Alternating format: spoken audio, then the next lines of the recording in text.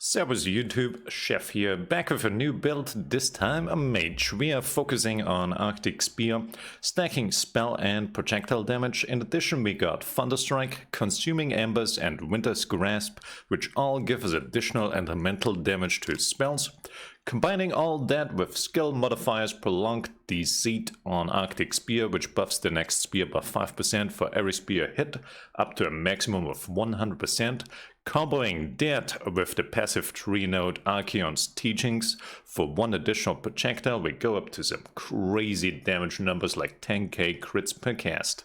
The only problem this build has is reach and mobility. It can definitely clear Champion 9 with more effort than the turret build, since it's not just set it and forget it. You need to actually align your spears to be effective, and the delay on the spears doesn't make it easier. Also, this build does not have a reach dump, which I'm gonna go over the details in the item section. But when you run out of will potions and you have to auto attack to charge up willpower, it feels super clunky.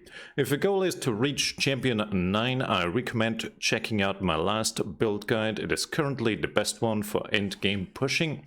With that said, if you want something fun to play around with, or mage is your cup of tea, then you're at the right spot.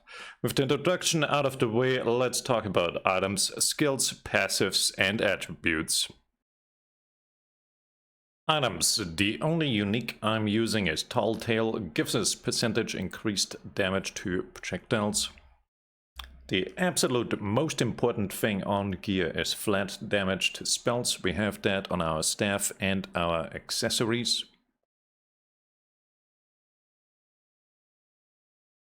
Gloves give us percentage increase in elemental damage and reach and willpower cost reduction. Shoulders. There are unique shoulders that give you another percentage increase in elemental damage. I went with legendary ones, since the willpower cost reduction is quite helpful. Cast speed only matters for Consuming Embers and Thunderstrike, which we almost never use. Chest and legs. Transfer time reduction between willpower. If you grind low level vents, I recommend flat all res, including the boots. Honorable mention is Veiled Eclipse. You could use Shadow Conversion on Thunderstrike to use it as a reach dump, but for me personally it's not worth the minus elemental damage I can sustain with will potions most of the time. The last thing, gems in offensive slots Alexandrite for increased elemental damage, defensive slot Silverstone and support Tobas. Skills. Like I said, Arctic Spear is our main source of damage, with modifiers Boon of the Usurper for reduced willpower cost, Crystal Javelin, Comet Ballista and Prolonged Deceit for all which buff our damage. Winter's Grasp with Hailed Ice Queen for the buff and Admire from a Distance for utility freeze, and Ice Pawn for reduced cooldown.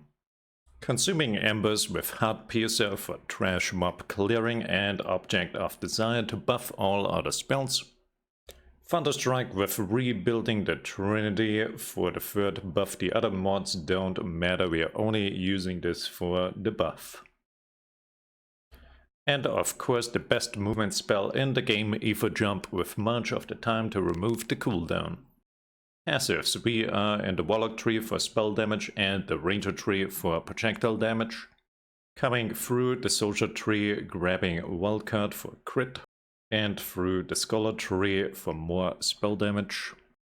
Archeon's Teachings, like I said, combos with the skill modifier, since it gives us an additional projectile on Arctic Spear. The last few points into meditative, safe from afar, persistence hunting, 2 projectile nodes over there and 1 ferocity over here. Attributes. If I'm going for end game, I always spec full damage through ferocity, cause defense doesn't matter after Champion 5, you're always gonna get one shot. For veteran tainted farming, I'd recommend 100 points into toughness, cause you still survive some attacks. You can sacrifice damage for more utility and invest in wisdom for a higher freeze chance. And there you go, here's my take on a mage. Like I said, not as broken as turret, but definitely able to push high. Hope you like it, try it out for yourself and tell me what you think. Follow me on Twitch, I'm live every single day, 10 PM Central European Summertime, the same time as this video goes up. Subscribe, leave a like for more Wolcen content, and with that I'll leave you with more gameplay. Servus YouTube.